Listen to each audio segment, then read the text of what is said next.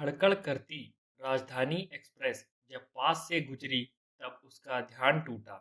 करीब आधा घंटा होने को आया था उसकी गाड़ी को क्रॉसिंग पर पड़े हुए।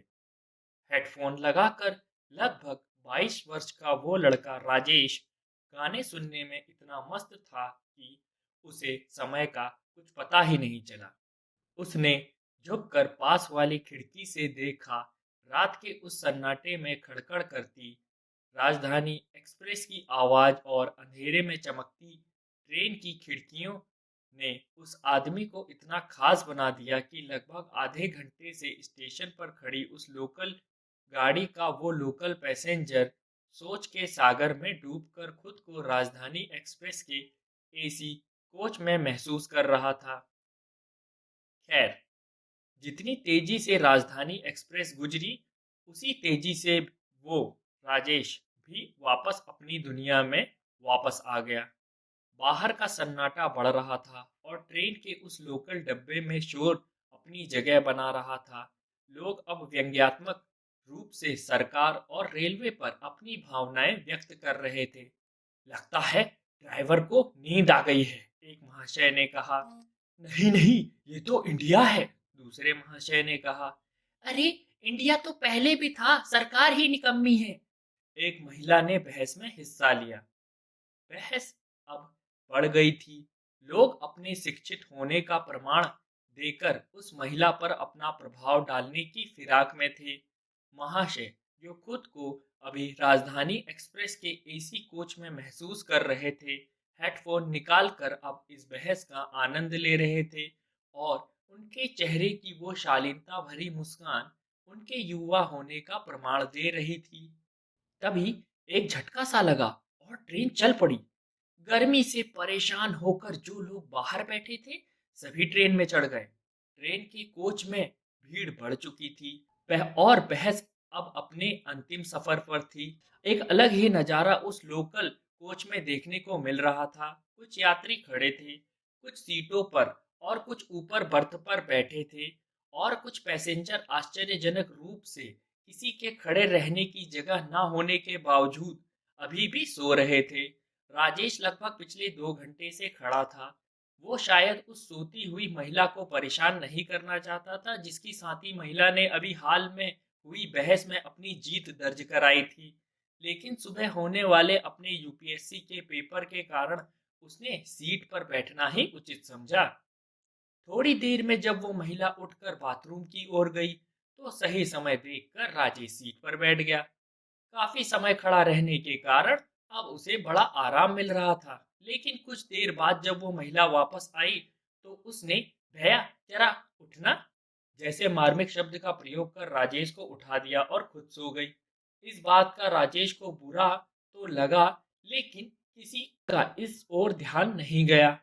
शायद रात के उस आगोश में सब अपनी दुनिया में व्यस्त थे। अब राजेश फिर से खड़ा था, लेकिन उसे पता था कि वो ज्यादा देर तक खड़ा नहीं रह पाएगा।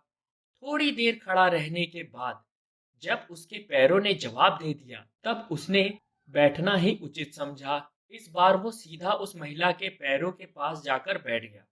आदमी और औरत में फर्क ना समझने वाली इस पीढ़ी का ये नौजवान तो बस अपने कल होने वाले यूपीएससी पेपर के बारे में सोचकर रात के इस सन्नाटे के गुजर जाने का इंतजार में था। लेकिन इस सन्नाटे में आने वाले शोर से बिल्कुल अनजान, हल्के हल्के नींद की झोंकों के साथ छोटे से शहर का वो लड़का अपनी जिंदगी का वो हंसी सफर तय कर रहा था जो उसके सपनों को हकीकत में बदलने वाला था। तभी एक झुंझलाती हुई कर्कश आवाज उसके कानों में पड़ी। दिखता नहीं है, लेडीज सो रही है, यहाँ कैसे बैठ गए? उस महिला ने कहा। मेरा सुबह पेपर है, मैं कब से खड़ा था, इसलिए बैठ गया। आप सो जाइए आराम से, लड़के ने शिष्टतापूर्ण जवाब दिया। कैसे बैठ जाए? बार बार मेरे पैरों पर हाथ क्यों मार रहे हो? महिला ने झूठ के साथ सीट पर कब्जा कायम रखने की कोशिश की। लेकिन मैंने ऐसा कब किया? लड़के ने अपने बचाव में कहा। बहस अब बढ़ चुकी थी। सब उस नौजवान को गलत समझ रहे थे जो अभी भी वहीं खड़ा था। तभी उस साथी महिला ने उस लड़के को तमाचा रसीद दिया जिसने कुछ ही देर पहले हुई बहस में अपनी जीत दर्ज कराई थी। सभी का ध्यान अचानक इस ओर गया। लोग अब उन महिलाओं के साथ थे। नारी शक्ति अपने पूरे स्वभाव पर थी और पुरुष वर्ग नारी के सम्मान में अपना फर्ज निभा रहा था। भीड़ ने उस लड़के को बुरा भला बोल और मार पीट कर बाथरूम के पास खदेड़ दिया। अपने साथ हुए इस अपमान ने उस लड़के को खुद की नजरों में ही गिरा दिया। बचपन से लेकर आज तक उस लड़के ने नारी को हमेशा माँ, बहन और प्रेमिका के रूप में ही देखा था और बस प्रेम ही पाया था। नारी शक्ति का ये रूप उसने पहली बार देखा था।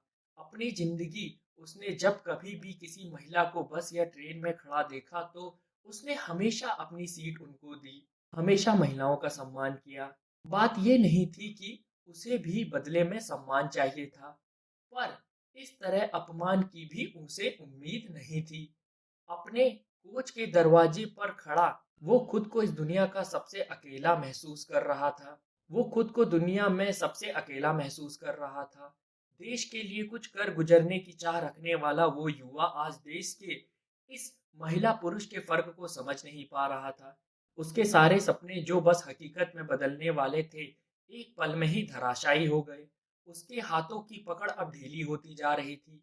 हवा के झोंकों के साथ उड़कर हाथों पर गिरने वाली आंसुओं की बूंदें भी उसके जिंदा होने का प्रमाण नहीं दे पा रही थी। सुबह की उस किरण के साथ ट्रेन ने तो सफर पूरा किया, पर उस नौजवान ने नहीं। धन्यवाद।